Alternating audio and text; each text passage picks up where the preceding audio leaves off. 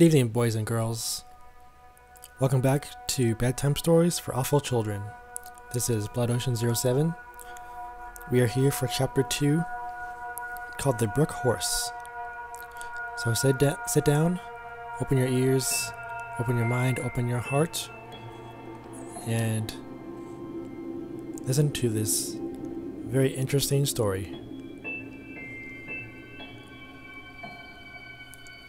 There once lived a family of 3 in a small cottage, deep within the forest.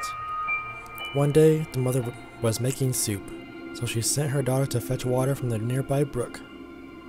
"What lives in the river, mother?" the little girl asked her mother as she was about to leave. "A lot of creatures," her mother replied. "Are they dangerous?" the little girl asked. "They are only dangerous if you make them wroth," said the mother to her daughter. On the way to the brook, the little girl picked up tiny rocks and threw them at some noisy birds. Throwing rocks at animals was one of her favorite games. By the brook, the girl filled her bucket with cool water.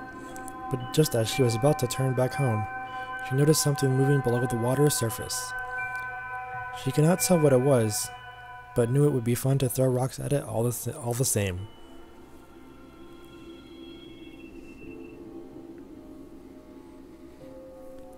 The little girl found a pebble and flung it into the water.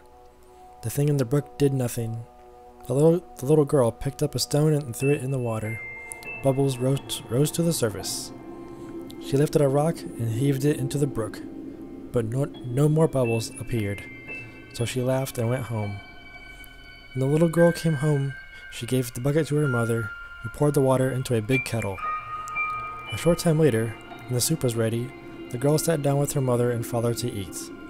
She was very hungry and ate 3 whole bowls of soup, and when she was finished, she laid down her spoon feeling content. But she had a bubbly feeling in her stomach. As she leaned back and burped, she noticed something staring at her from outside the window, a strange creature with the body of a man and the head of a horse.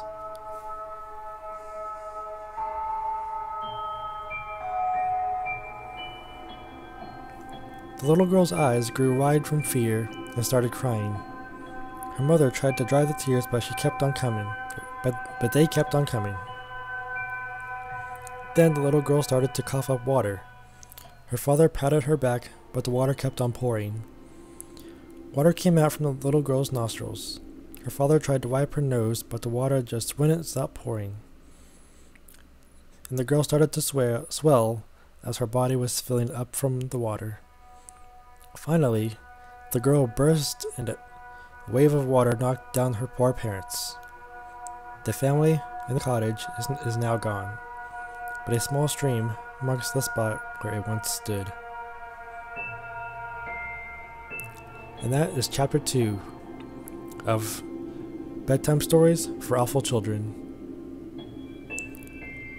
So remember, kids, don't go throwing rocks into water or at animals that you shouldn't be doing so. So for next time, we'll be doing Chapter 3 called The Myling. So come back for that. Open your ears, open your heart, open your mind, and listen to another great story. I'm Blood Ocean 07, and I'll see you next time.